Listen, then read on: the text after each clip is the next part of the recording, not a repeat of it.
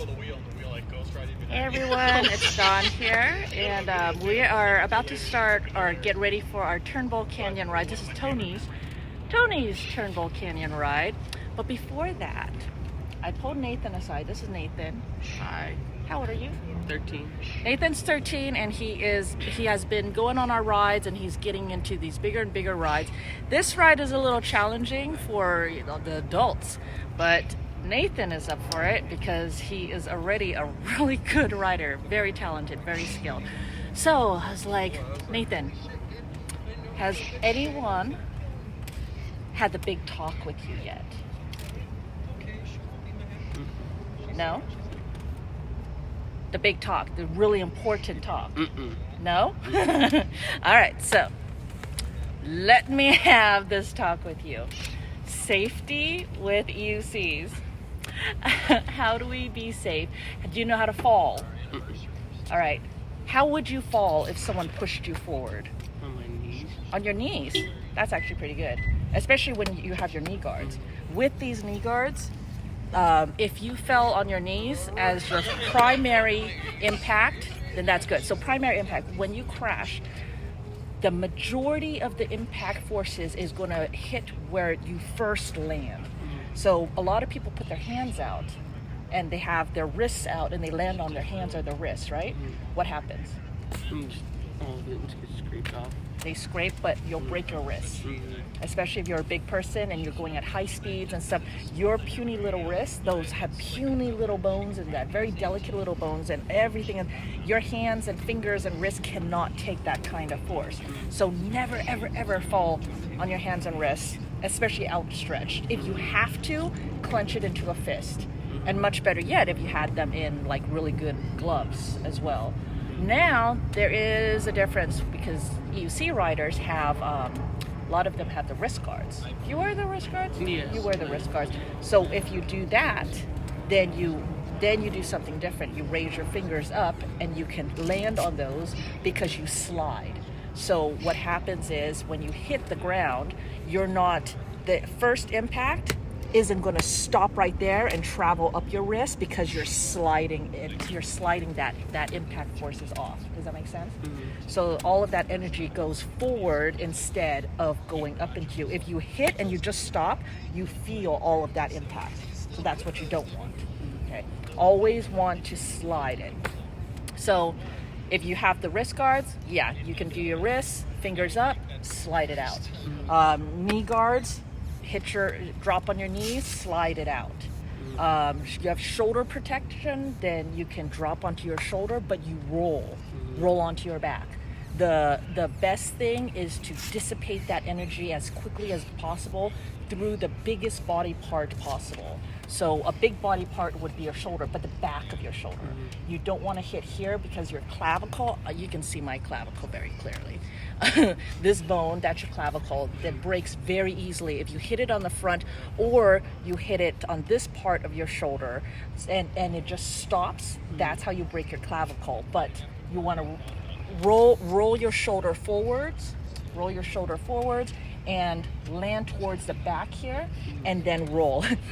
So what's funny is I actually have road rash about this big on the back side of both of my shoulders because that is where I hit my first impact right there, and then I was able to slide onto my back, and I have a back protector. You have a back protector. Then you roll onto your back and slide out on your back protector. And it's a big surface area. So you want to spread out that force. All right, so that's how you fall. But if you need to, you can fall with your fist down and on your forearm. Once again, it's to spread it out. So if you fall if you have to fall on your hand, close your fingers up. If you're not going to do this and use your wrist guards, then you'll go like this, you'll twist over, you'll roll over onto your shoulder and then onto your back. Make sense? Always try to get away from the little bones. Know where the little bones are, and you want to protect those and get that force onto the big parts of your body. And always protect your head. Tuck your head in. Muscles should always be relaxed. If you're afraid that you're going to fall, then relax your muscles. Tensed up muscles get hurt. They get strained, they get hurt. You've got to relax. Relax and curl into a ball if you need to. But if you don't need to, then stay awake, stay aware, and direct your crash. So if you're going to be falling in dirt type situations, look for grass, look for brush, right? Look for soft dirt. Know where the rocks are. So while you're riding, you always want to be aware of your surroundings. Know where the branches are. Tony gets hit in the head with branches all the time because he's not watching where the branches are. There are low branches here that will totally get you in the top of the head, top of the helmet. So watch for those on this ride. Branches above, and then all of the ruts, lots of ruts here. You're gonna have to jump them or, navigate them and stuff like that. There'll be some drops, there'll be some big drops, but no drops that you can't do. So they should all be fine for you. But yeah, know your surroundings, know where the wall is, where the wire is, where barbed wire is, where the poles are, so that when you crash or if you crash, you can direct your way and very quickly try to direct your body into the soft bush or into a clear area or away from the rocks. When you're riding in traffic, every driveway you want to be watching for someone coming out of there, right? You know that one. Look for hints, like if it's dark out, look for headlights. Headlights is a hint that someone is coming. Are you studying traffic lights now? Yeah. Study and know how to count them down to when it's going to turn green for you. My dad's trying to teach me. Good. Okay, so that's a good one. Learn the traffic lights and their patterns so that you can anticipate when you're going to turn green. That has two benefits. One, if you're drag racing with someone, then you'll know when yours is about to turn green and you know when to go. And then the other thing is, you know what everyone around you is going to be doing. And then, of course, always anticipating that someone's not going to be following the rules and they're going to run the red light or something like that. So you can't always count on it, but knowing these patterns. And then having all your senses aware. Your eyes are constantly scanning for any potential threats. You can feel where the wind is coming from.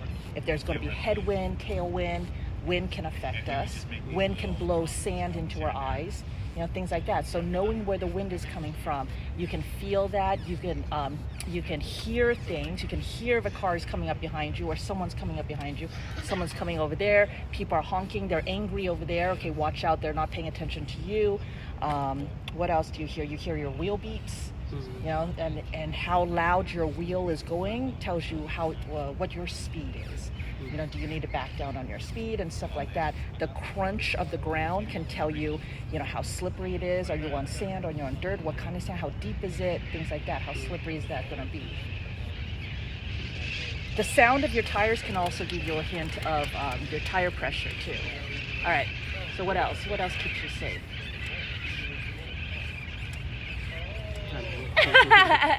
Do you feel safer now? Yeah. That we've had this talk? Mm-hmm. All right. You know how to fall. Don't hit your head. Tuck your head just slightly, not like tight, but like just a slight little ball. And then wait, always wait. If it's a big crash, a big fall, don't try to get up right away. It might not be done yet. So if it's a big crash, do the crash, keep yourself safe, and then wait a second, make sure that's safe, and then get up. Because a lot of times people try to get up right away, they're not done sliding, and then they get up and then they try to get up, but they're still shooting forward, and then they tumble. Try not to get scared. Always have a plan when you crash, because when you get scared, then you don't pay attention to the crash and you're just a victim of the crash. You don't have to be a victim of it. You can direct your own crash. So you be aware, you direct how you're going to crash, and then you just wait out the impact forces that are like sliding you forward or whatever. Don't fight that force. Let it propel you. You can direct it if you need to. Like, okay, I'm going to try to slide over here, slide over there, like that. But don't try to stop it. That force is too great, and that force will break bones and stuff like that. Let it carry you instead, or redirect it somewhere else. Makes sense. that's it. So that's our little safety talk for EUCs. Thanks for joining us, and we'll see you next time. Bye. Say bye, Nathan. Bye.